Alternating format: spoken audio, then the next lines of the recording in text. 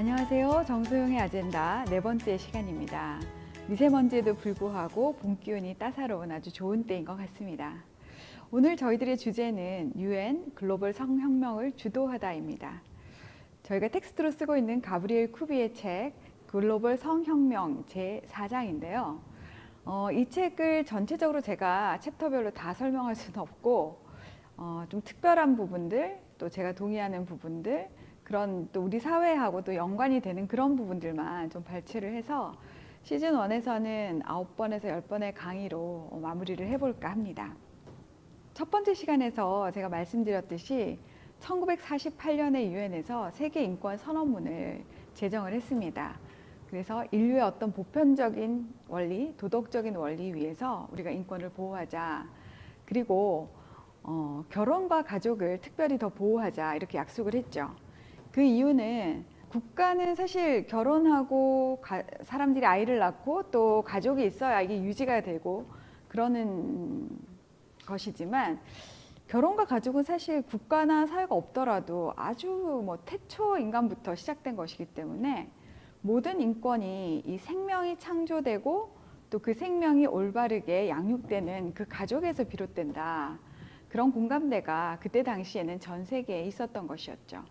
그런데 1989년 이후의 유엔은 글로벌 성혁명의 선구자가 되어서 우리가 지금까지 전통적으로 지켜오던 결혼과 가족을 해체하는 데 선두에 서게 됩니다. 오늘 제가 유엔이 이렇게 된 그 이유를 아니면 그 방향성을 한 3가지 정도로 나누어서 설명을 해보려고 합니다.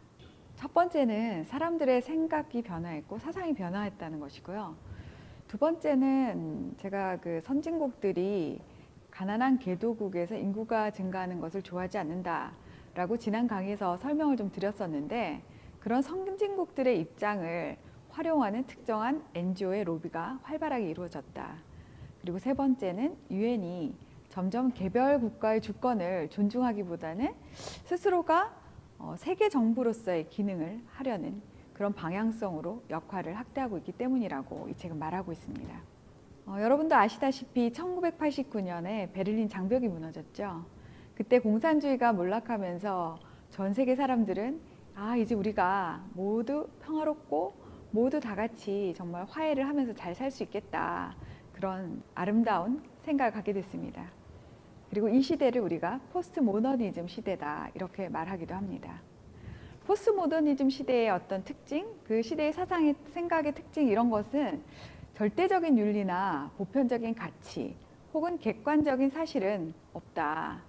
오히려 모든 것은 상대적이고 또 다양한 것이 좋고 관용하고 자유롭고 우리가 무엇이든 선택할 수 있는 그런 세상. 그런 것들의 가치가 매우 중요하다라고 생각을 하게 되는 것입니다. 이러한 포스트 모더니즘적인 사상은 새로운 글로벌 윤리를 만들어내는데요. 전통적으로 서구 사회를 지탱하던 유대 기독교적인 가치를 담은 개념들은 대부분 좀 구식이다. 그리고 좀 부정적이다. 이런 뉘앙스를 지니는 그런 개념으로 변하고 또 새로운 개념들이 대중들의 눈과 귀를 사로잡게 됩니다. 예를 들면 이런 거죠. 옛날에 유대 기독교적인 사상에 있어서 어떤 절대적인 가치가 있었다면 포스트 모더니즘에서는 상대적인 가치가 있다. 이렇게 주장을 하고요. 부모와 스승의 권위가 중요했다면 이제는 자녀와 학생의 권리가 중요하다는 것입니다. 학생인권 조례 이런 것들을 자꾸 만들어야 한다는 것이죠. 그리고 남자와 여자라는 두 가지 남녀의 성 정체성이 중요했다면 이제는 다양한 젠더의 스펙트럼이 다 중요하다. 그렇게 생각을 하고요. 남녀 간의 사랑이 우리 사회가 정해놓은 규범이다. 남녀 간의 성관계만 우리는 허용한다.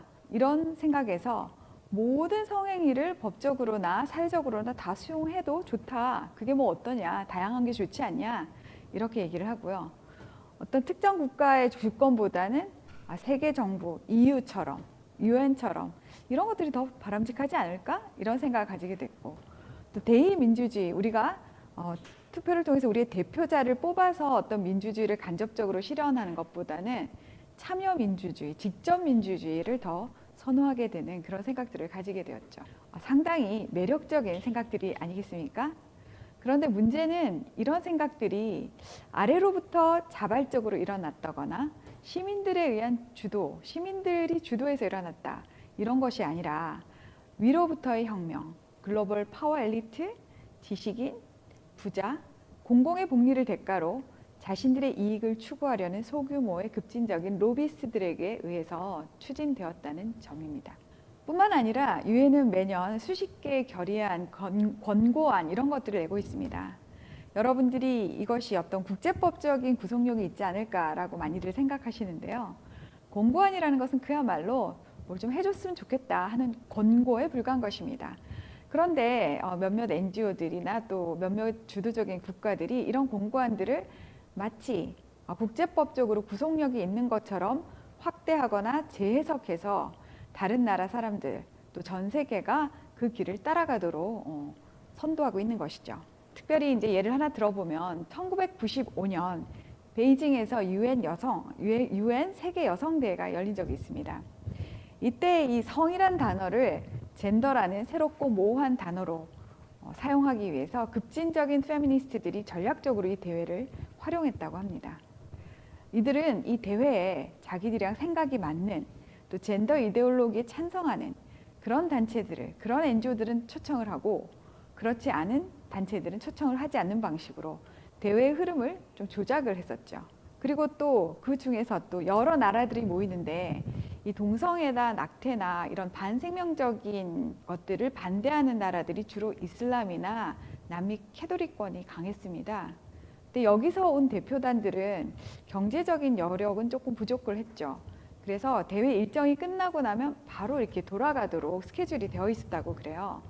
그런데 이 주도하는 단체들이 대회 일정을 하루 연장하고 결의안을 그 마지막 날, 연장한 날에 표결에 붙이는 방식으로 자기들이 원하지 않는 이슬람이나 남미 사람들 다 떠나가고 난 다음에 표결을 붙여서 이게 만장일치로 됐다.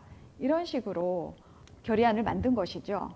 이것뿐만 아니라 유엔이 각국의 고유한 주권을 침해하는 방식으로 이 젠더 이데올로기를 퍼뜨리고 있는데요. 유엔에는 다양한 위원회와 협약 같은 것들이 존재합니다. 이러한 위원회에서는 국제 사회에서 각 나라들이 국제 조약을 어떻게 잘 이행하고 있나 그렇지 않나를 감시하는 조약 감시 기구라든지 혹은 준법위원회 이런 것들이 있습니다. 그런데 이 기관들은 조약을 재해석하거나 또는 확대 해석하는 방식으로 원래 조약 문구에는 그런 말이 없는데 마치 있는 것처럼 이렇게 해서 새로운 인권을 만들어내고 있습니다. 특히 이런 조약 감시 기구에서는 개인이나 NGO들이 청원을 할 수가 있어서 적극적으로 목표의식을 갖고 내가 뭔가를 달성하겠다 하는 NGO들은 상당히 많은 영향을 미칠 수가 있습니다. 우리나라도 최근에 대통령님께 이렇게 청원하는 일들이 유행처럼 지금 번지고 있는데요. 이런 식으로 자신들의 목소리와 힘을 내겠다는 NGO들이 유엔에 큰 영향을 미치고 있는 거죠. 특히 성소수자 인권을 위해서 일하는 NGO들은 엄청난 자금 그리고 열정을 가지고 유엔 기구나 또 각 나라에서 매우 활발한 활동을 벌이고 있습니다. 그래서 심지어 이 주권 국가에서 민주적인 의사결정 과정인 국민투표를 걸쳐서 만든 내용이거나 또는 어떤 국가가 헌법이나 법률로 규정하고 있는 그런 내용이라 할지라도 자신들의 이 주장과 맞지 않는다면 굉장히 유엔을 통해서 압력을 넣는 방식으로 바꾸게 하는 것입니다. 여러분들이 아시는지는 잘 모르겠지만 그 유엔 각 회원국들에게는 4년에 한 번씩 자국의 인권 상황을 유엔에 보고하는 그런 Universal Periodic Review (UPR이란) 절차가 있습니다.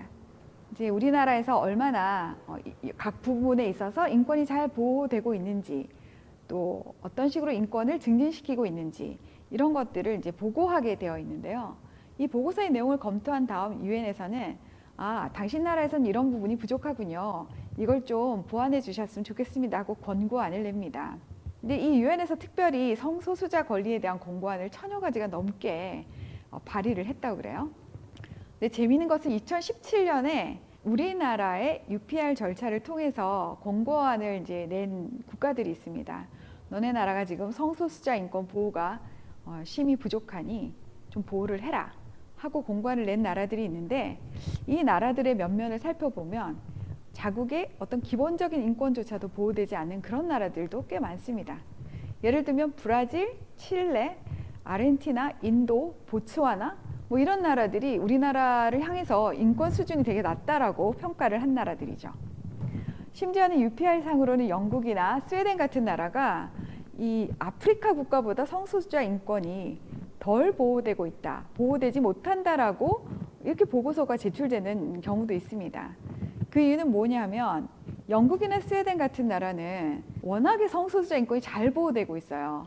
그래서 이분들이 조금만 불만이 있어도 그걸 자유롭게 말하고 또 자신의 권리를 강하게 주장할 수 있기 때문에 UPR 상으로 보면 불만이 엄청 많이 나오는 거예요. 그래서 인권이 잘 보호되지 못하는 것처럼 이렇게 되고, 아프리카 같은 나라에서는 뭐 동성애를 했다 이러면 감옥에 막 가두고 막 말도 못하게 하고 탄압하고 하니까 아예 이 사람들이 자신들의 권리를 말을 못하는 겁니다. 그러니까 UPR 상에서 나타나지가 않는 거죠.